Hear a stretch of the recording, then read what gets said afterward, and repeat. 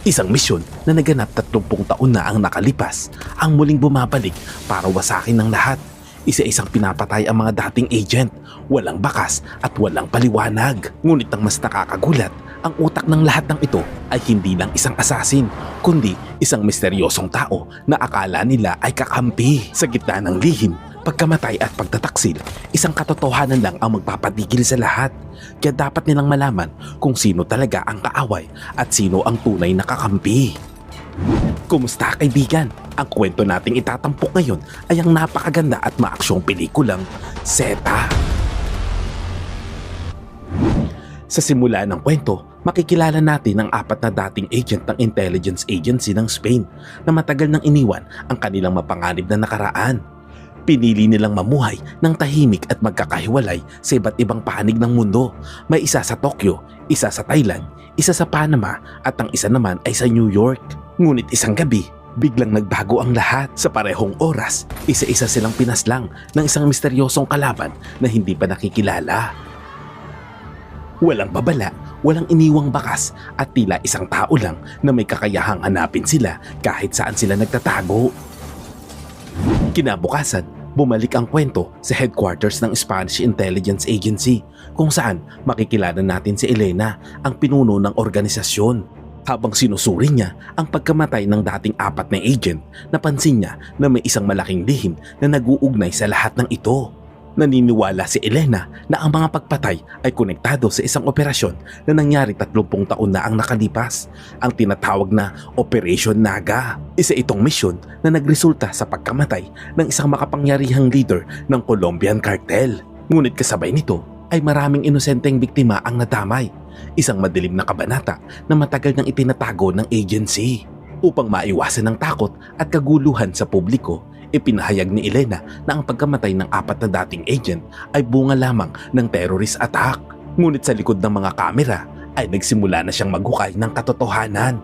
At para malaman kung sino ang nasa likod ng lahat, nagpasya siyang hanapin ang pinakamagaling niyang agent. Isang taong matagal nang namumuhay ng payapa at malayo sa mundo ng mga espiya. Dito natin makikilala si Tiago, isang dating elite agent na kilala sa codename na Agent Zeta. Ngunit ang hindi alam ni Elena na ang pagbabalik ni Tiago ay magbubukas muli ng isang lihim na maaaring ikamatay nilang lahat. Sa kasalukuyan, nakalib si Tiago at piniling mamuhay ng tahimik kasama ang kanyang ina sa isang liblib na lugar sa kanayunan. Matagal na niyang iniwan ang mundo ng mga agent at panganib, umaasang hindi na siya muling babalik sa dati niyang buhay. Ngunit isang araw, biglang may dumating na hindi inaasahan. Isang helicopter ang dahan-dahang lumapag malapit sa kanilang bahay. Nang tingnan ni Tiago kung sino ang dumating, hindi siya makapaniwala sa kanyang nakita. Naroon si Elena kasama ang kanyang kanang kamay at malinaw na hindi sila pumunta roon para sa simpleng pagbisita. Malugod naman silang tinanggap ni Tiago at pinapasok sa loob ng bahay. Doon, ipinaliwanag ni Elena ang tunay na dahilan ng kanilang pagpunta. May isang bagong misyon siyang ibinigay kay Tiago, hanapin ang taong responsable sa sunod-sunod na pagpatay sa 4 na dating agent. Ngunit agad na tumanggi si Tiago. Ayaw niya nang bumalik sa mundo ng mga operasyon at panganib. Bukod sa nakalib siya, hindi niya kayang iwan ang kanyang ina na may sakit na kailangan siya sa mga oras na iyon. Ngunit may isang lihim na ibinunyag si Elena na tuluyang nagpabago sa kanyang desisyon. Hindi lang 4 ang dating agent na pinagtatangkaang patayin dahil mayroon pang isa. Ang ika-5 agent ay buhay pa at kasalukuyang nagtatago sa kung saan. Pero ayon kay Elena, hindi rin magtatagal ay matatagpuan na siya ng taong gustong pumatay dito. At ang pangalan ng lalaking iyon ay Ancares. Dito ay malalaman natin na ang lalaking iyon ay ang ama ni Tiago. Nanlaki ang mga mata ni Tiago sa kanyang narinig. Sa loob ng maraming taon, alam niya na wala na ang kanyang ama. Hindi niya kailanman naisip na buhay pa pala ito at nagtatago lamang. Ngunit ngayon, isang bagong katotohanan ang kanyang natuklasan. Ang misyon ay hindi na lamang tungkol sa paghahanap ng isang mamamatay tao. Ito ay tungkol sa pagliligtas sa sarili niyang ama. Walang pag-aalinlangan, tinanggap ni Tiago ang misyon. Ang kanyang bagong layunin ay malinaw na ngayon. Hanapin si Ancares, protektahan siya, at alamin kung sino ang taong gustong burahin ang kanilang nakaraan. At dito na muling nagsimula ang pagbabalik ni Tiago sa mundo ng mga agent. Bago tuluyang umalis, hinarap muna ni Tiago ang kanyang ina. humingi siya ng pahintulot at humingi rin ng tawad dahil kailangan na naman niyang umalis at iwan ito. Nangako naman siya na babalik agad sa sandaling matapos ang misyon upang makasiguro na magiging ligtas ang kanyang ina habang wala siya. Naghanap siya ng isang nurse na mag-aalaga rito habang siya ay malayo. Pagkatapos nito, sumama si Tiago kay Elena sakay ng helicopter na patungo sa huling lokasyon kung saan nakita ang kanyang ama na si Ancares. Pagdating doon, agad niyang sinimulan ang paghahanap. Hindi siya nag-aksaya ng oras at sinuri ang dating pinagtatrabahuan ni Ancares. Umaasang may matatagpuan na kahit ano na maaaring magpahiwatig kung nasaan ito. Hindi nagtagal, may nakita siyang isang bagay na tila walang halaga sa unang tingin. Ito ay isang pakete ng sigarilyo. Ngunit dahil sanay si Tiago sa mga secret operation, alam niya na maaaring may nakatagong mensahe sa kahit anong maliit na bagay. Isa-isa niyang sinuri ang bawat sigarilyo hanggang sa may natuklasan siya. Sa loob ng isa sa mga ito ay nakatago ang isang susi. Isang susi na maaaring magbukas ng isang lihim na matagal nang itinatago ni Ancares. Maingat niya itong kinuha, inilagay sa kanyang bag at agad na umalis sa lugar. Ngunit ang paghahanap niya ay hindi pa tapos. Ayon sa impormasyon na ibinigay ni Elena, ang susunod niyang pupuntahan ay ang batang asawa ni Ancares na nakatira malapit sa lungsod. Malalaman na bago pa man siya ipadala sa misyon, ibinigay na ni Elena kay Tiago ang lahat ng detalye tungkol kay Ancares, ang kanyang mga koneksyon, mga nakaraan at ang mga taong maaaring may alam kung nasaan siya. Ngunit habang unti-unti niyang binubuksan ang mga sekreto ng kanyang ama, mas lalo pa niyang napapagtanto na ang katotohanang matutuklasan niya ay maaaring mas mapanganib kaysa sa inaasahan niya. Samantala, bumalik naman si Elena sa headquarters upang ipagpatuloy ang pangangalap ng impormasyon tungkol sa misteryosong pagpatay sa mga dating agent. Habang siya ay naghahanap ng mga bagong detalye, ipinagpapatuloy naman ni Tiago ang paghahanap sa kanyang ama. Dumating siya sa bahay ng batang asawa ni Ancares at agad na nagtanong kung nasaan ang kanyang asawa. Doon, ipinakilala ni Tiago ang kanyang sarili bilang isang intelligence agent na ipinadala upang protektahan si Ancares. Ngunit imbis na sagot ang kanyang makuha na paluha ang babae, ibinunyag nito na mahigit isang buwan na nang hindi umuuwi si Ancares. Walang nakakaalam kung saan siya nagpunta o kung ano ang nangyari sa kanya. Ipinaliwanag niya na kailangan niyang maghanap ng anumang impormasyon na maaaring makatulong para matagpuan ito. Humingi siya ng pahintulot na siyasatin ang silid ni Ancares. Umaasang may matatagpuan siya na kahit anong bakas na naiwan ng kanyang ama. Sa kabutihang palad, pumayag naman ng babae. Pagpasok ni Tiago sa silid, agad niyang sinimulang hanapin ang anumang kahinahinalang bagay. Hindi nagtagal, may natagpuan siya. Isang nakalak na safe na nakatago sa silid. Bigla niyang naalala ang susi na nakita niya kanina sa loob ng pakete ng sigarilyo. Agad niyang inilabas ang susi at sinubukan ito. Nagawa niya namang mabuksan ang safe sa pamamagitan ng susi. Ngunit sa halip na pera o mga dokumento ang laman, isang maliit na flash drive ang kanyang nakita. Alam ni Tiago na maaaring ito ang dahilan kung bakit hinahabol si Ancares, kaya hindi na siya nag-aksaya ng oras. Isinaksak niya ang flash drive at binuksan ang laman nito. Ngunit ang kanyang nakita ay isang bagay na hindi niya inaasahan, isang nakarecord na video. Ang taong nasa video ay walang iba kundi ang kanyang ama, si Ancares mismo. Ito ay isang mensahe na maaaring magbunyag ng katotohanan na matagal nang itinatago. Mula sa video na iniwan ni Ancares, nalaman ni Tiago ang isang nakakagulat na katotohanan. May isang grupo ng mga assassin na kasalukuyang naghahanap at pumapatay sa mga dating intelligence agents na sangkot sa Operation Naga sa Colombia. Hindi pa rin alam kung sino ang nasa likod ng mga pag-atake, ngunit may isang bagay na malinaw. Si Ancares mismo ay nagtatago dahil alam niya na siya na ang susunod na target.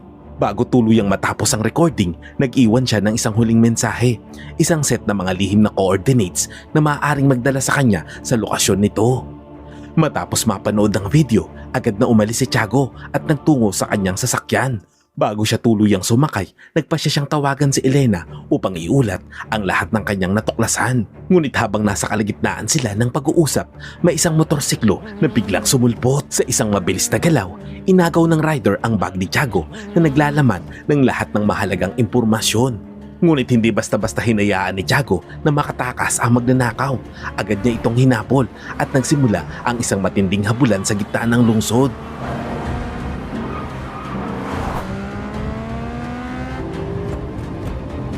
Matapos ang mahabang paghabol, tuluyan niyang na-corner ang rider sa isang basement at nang alisin ng rider ang kanyang helmet, isang babae ang kanyang nakita. Ipinakilala nito ang sarili bilang Alpha. Ayon sa kanya, isa siyang intelligence agent mula sa Colombia. Ipinadala siya ng gobyerno ng Colombia upang hanapin si Ancares at alamin ang katotohanan sa likod ng Operation Naga, ang madugong operasyon na nangyari 30 taon na ang nakalipas. Ngunit sa paglitaw ni Alpha, mas lalo lamang naging komplikado ang paghahanap ni Tiago dahil maaaring hindi lamang isang grupo ang naghahanap kay Ancares at maaaring ang sikreto ng Operation Naga ang dahilan kung bakit maraming tao ang handang pumatay para mapanatiling nakatago ang katotohanan. Nang malaman ni Tiago na pareho sila ng layunin ni Alpha, naisip niya na maaaring mas magiging madali ang paghahanap kung magtutulungan sila. Ngunit bago siya tuluyang makipag-alyansa, kailangan niya munang humingi ng pahintulot kay Elena. Agad niyang tinawagan ng kanyang superior at ipinaliwanag ang sitwasyon. Matapos marinig ang lahat, pumayag si Elena. Mula ngayon, magtutulungan sina Tiago at Alpha upang hanapin si Ancares at tuklasin ang katotohanan sa likod ng Operation Naga. Kinabukasan, sinundan ng dalawa ang mga lihim na coordinates na iniwan ni Ancares sa video. Matapos ang ilang oras ng paghahanap, dinala sila ng lokasyon sa isang pampublikong sementeryo. Ngunit ang mas nakakagulat, ang destinasyon nila ay isang puntod na may nakasulat na pangalan mismo ni Ancares. Parang sinadya nito na ipakita na patay na siya sa mata ng mundo. Ngunit habang sinusuri ni Tiago at Alpha ang puntod, may napansin silang dalawang kahina-hinalang tao na malapit dito. Isang janitor at isang tao na may dalang bulaklak na tila may sariling dahilan kung bakit sila naroon. Sinubukan naman silang lapitan ni Tiago at tanungin kung may alam sila tungkol kay Ancares. Ngunit bago pa man sila makasagot, bigla silang tumakbo palayo. Dito ay napansin ni Tiago at Alpha na mayroong mali. Kung wala silang itinatago, bakit sila tatakas? Walang pag-aalinlangan, hinabol sila ng dalawa. Inalabas nila ang kanilang mga armas at nagsimulang sumunod sa kanila. Ngunit hindi nila alam na ang habulang ito ang maglalapit sa kanila sa isang bagong lihim. Isang lihim na maaaring magbago sa buong katotohanan tungkol kay Ancares at sa madugong Operation Naga. Sa kanilang paghabol, biglang may mga taong lumitaw mula sa kung saan at pinalibutan sila. Tinutukan sila ng mga armas at sa mga sandaling iyon ay wala na silang mapupuntahan. Dahil sa dami ng kalaban sa paligid, napilitan si Tiago na sumuko. Makalipas lamang ang ilang sandali, isinakay sila sa isang sasakyan at dinala sa isang hindi kilalang lugar. Habang nasa biyahe, biglang ibinaba si Alpha. Ayon sa kanilang mga humuli, iisa lamang ang gustong makita ng kanilang boss, si Tiago.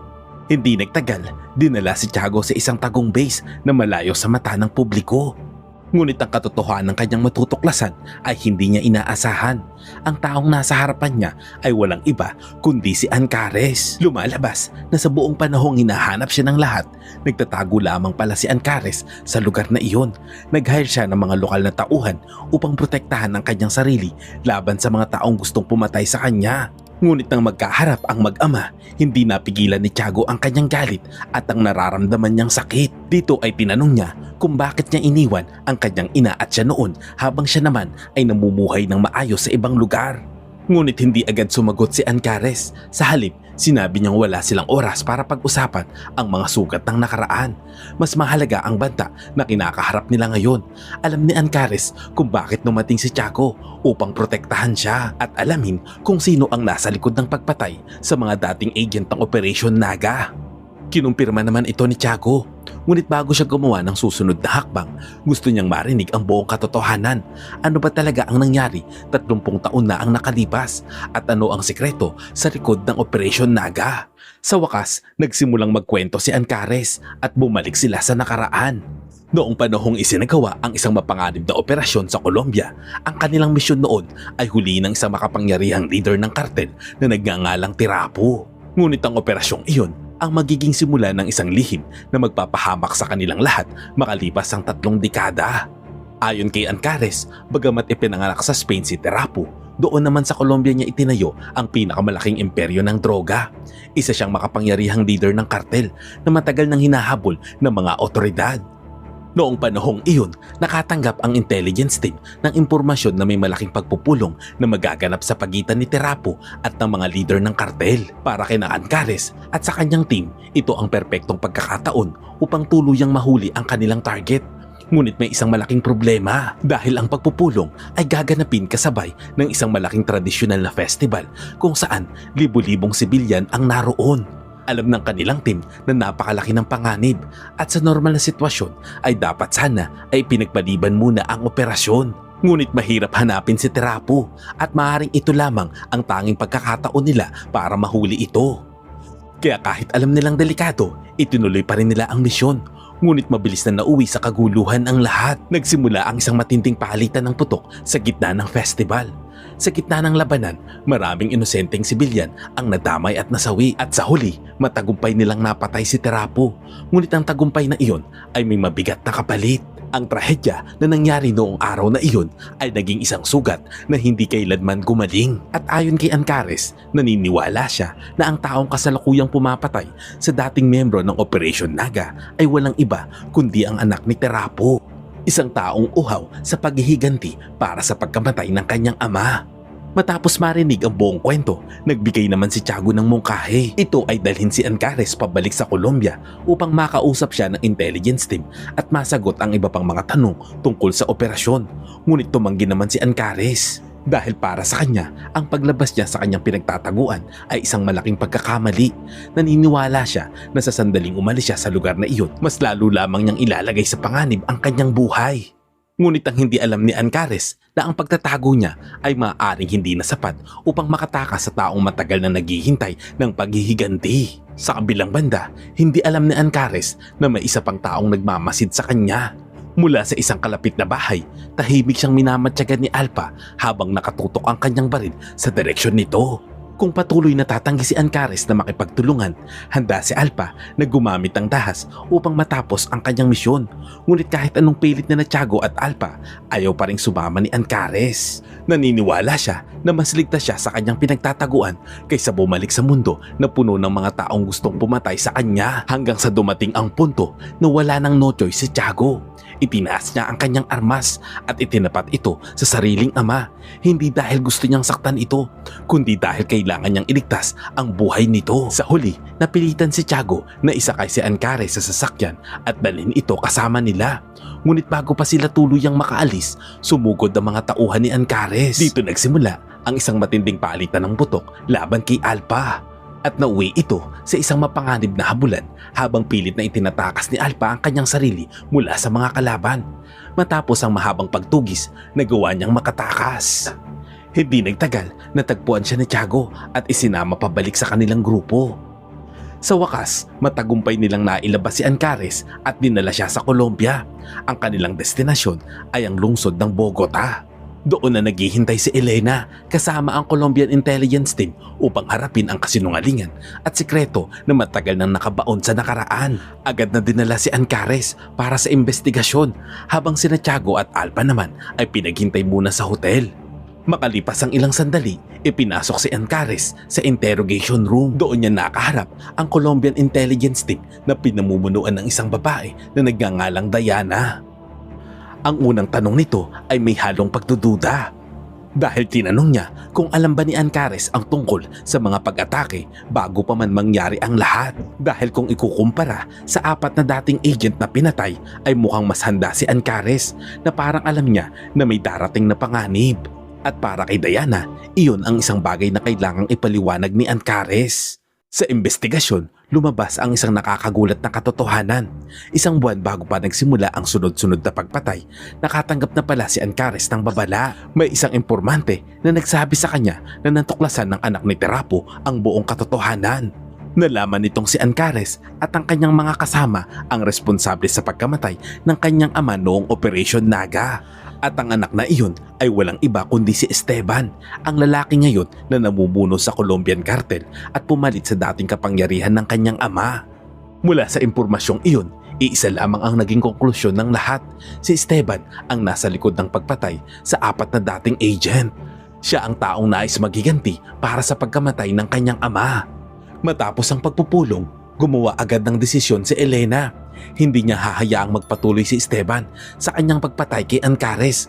Ngunit higit pa roon, ayaw niyang hayaan na magkaroon muli ng isang makapangyarihang leader ng kartel na papalit sa pwesto ni Terapo.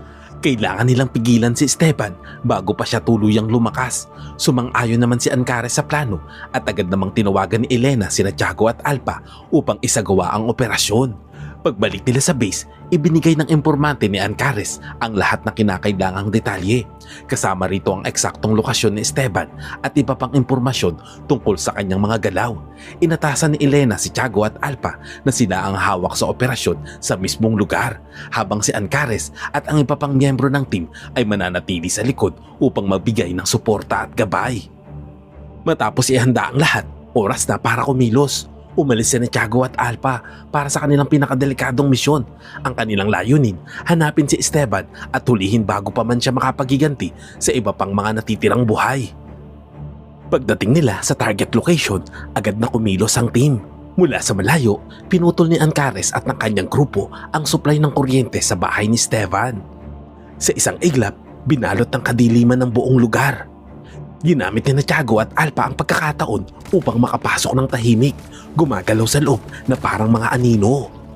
Ngunit mabilis na napansin ni Esteban na mayroong mali. Agad siyang nag-utos na tignan ng kanyang mga tauhan ang nangyayari, dahilan para sumabog ang isang matinding bakbakan sa loob ng bahay. Hindi na iwasan ang palitan ng putok habang isa-isang pinapabagsak ni Tiago at Alpha ang mga kalaban. Nang malapit nilang marating ang mismong silid ni Esteban, ang plano ni Tiago ay dalhin siya ng buhay ayon sa utos ni Elena. Ngunit bago pa siya makakilos, naunahan na siya ni Alpha, isang mabilis na putok at napatay niya si Esteban sa mismong lugar.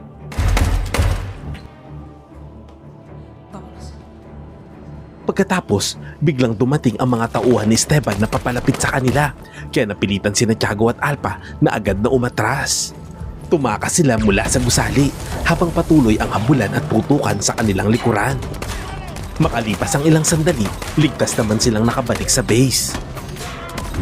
Makikita naman ang ginhawa sa mukha ni Ancares nang makita niyang ligtas si Tiago. Ngunit hindi lahat ay natuwa sa nangyari dahil si Elena ay nadismaya sa ginawang desisyon ni Alpha na patayin si Esteban. Ayon kay Alpha, wala siyang no choice dahil kung hindi niya yon ginawa, sila naman ang mamamatay. Sa huli, pinalampas na lamang ito ni Elena dahil sa kabila ng lahat ay na-eliminate na nila ang anak ng cartel leader na malaking banta sa kanilang buhay. Natapos man nila ang misyon, ngunit may isang tanong pa si Tiago na matagal niya nang kinikimkim. Tumingin siya kay Ancares at sa wakas, binuksan niya ang sugat ng nakaraan. Dito ay tinanong niya ito na kung bakit siya iniwan ni Ancares noon, pati ang kanyang ina, habang siya ay lumalaki na walang ama. Dahan-dahan namang sinimulan ni Ancares ang kwento, isang kwento na matagal nang inilibing ng panahon. Sa panahon ng Operation Naga, hindi pala sila nag-iisa. May isang Colombian police officer na tumutulong sa kanilang misyon. Ang pangalan niya ay Casil. Si Casil ay sumali sa operasyon dahil sa sarili niyang galit kay Tirapo at matagal niya na itong gustong pabagsakin. Upang mapalapit sa kanya, isinakripisyo niya ang lahat. Inatasan siyang magpanggap at kunin ang tiwala ng cartel leader. At matagumpay niya itong nagawa. Hindi na malaya ni Tirapo na unti-unti na siyang nahuhulog kay Casil. Sa likod ng emosyon at tiwala, nakuha ni Casil ang mahahalagang impormasyon tungkol sa isang malaking pagpupulong ng mga cartel leaders na gaganapin sa isang tradisyonal na festival. Agad niyang ipinasa ang impormasyon kay Ancares dahil dito nagawa nilang planuhin ang raid. Ngunit pagdating ng operasyon, naging isang trahedya ang lahat. Nagkaroon ng matinding bakbakan sa gitna ng festival at maraming inosenteng sibilyan ang nadamay sa labanan. Kahit napatay si Tirapo, ang tagumpay ay may kasamang napakalaking kapalit. Matapos ang operasyon, bumalik si Ancares sa Spain. Ngunit doon nagsimula ang isang hindi inaasahang kabanata. Dahan-dahang nagkalapit muli sina Ancares at Casil. Mula sa magulong nakaraan, nauwi sila sa pag-iibigan at sa kalaunan, nagkaroon sila ng anak. Ito ay si Tiago.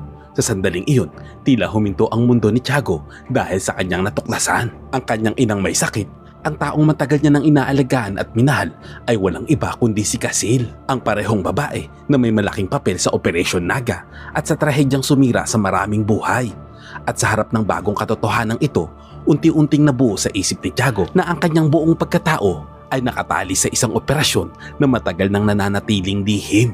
Sa pagpapatuloy ni Ancares sa kanyang kwento, matapos ang lahat ng nangyari nang si Tiago ay 1 taong gulang pa lamang, gumawa ng isang desisyon ang intelligence agency na magpapabago sa kanilang lahat upang protektahan si Tiago at Casil mula sa mga posibleng paghihiganti sa inaharap. Isinagawa nila ang isang pekeng operasyon. Dito ay pinakita nila sa mundo na patay na silang dalawa.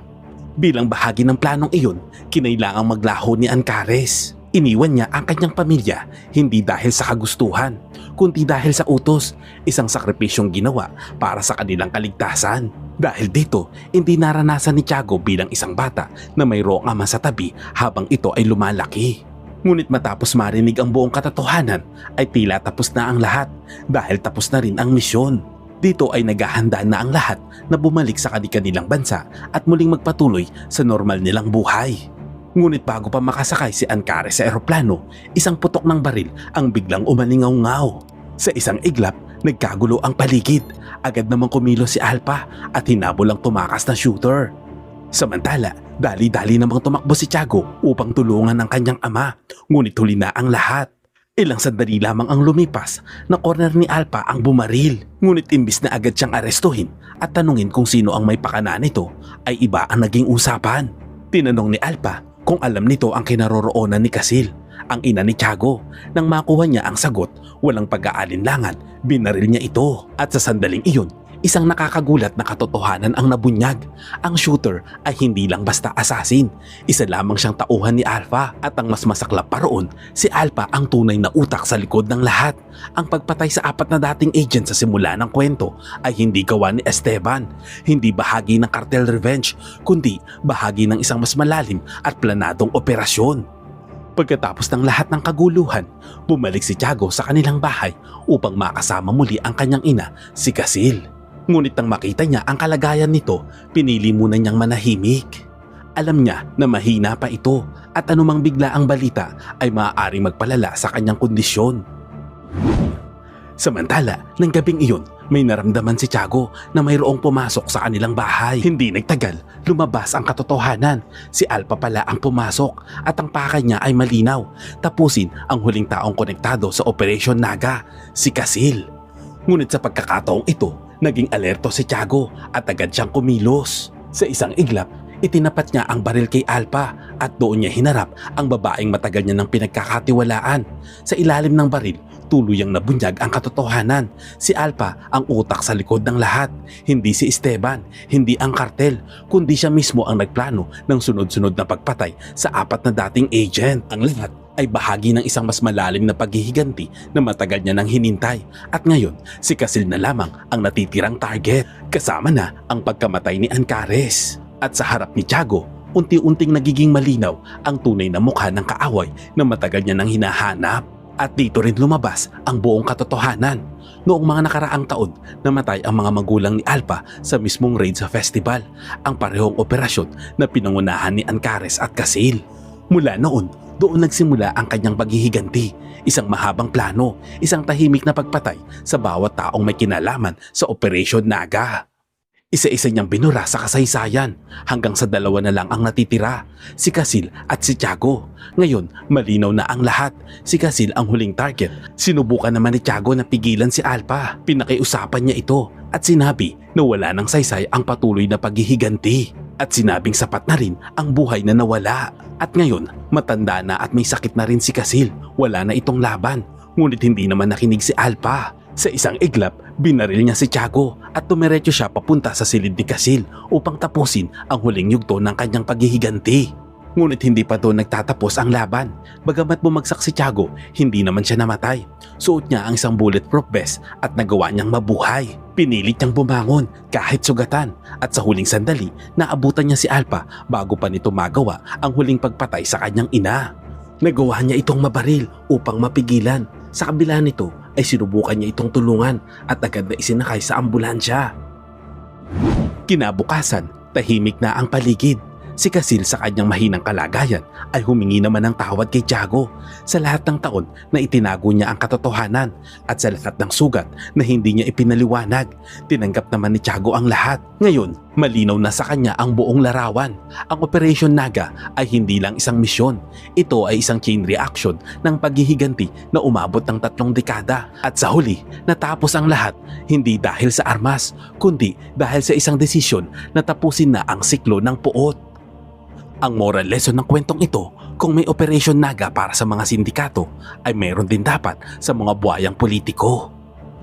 Salamat kaibigan at umabot ka sa punto ng video na ito. Anong masasabi mo sa ending ng kwento? Kung nagustuhan mo ito, ay pwede ba akong makahingi ng like at pakitype naman sa comment section ang salitang Agnus Project. At kung bago ka naman sa ating munting channel, ay pasubscribe naman po bilang suporta. At para maipagpatuloy natin ang paghahatid ng magagandang movie recap, panoorin mo na rin po ang buong movie pag may time ka. Sana'y nagustuhan mo kaibigan ang kwentong ating itinampok. Kung magkagayon, ay baka naman pwedeng pakilike ang videong ito at pasubscribe na rin sa aking channel. Kung hindi mo naman ito nagustuhan, ay pwede mong pindutin ang dislike button ng 2 beses para makasigurado ka.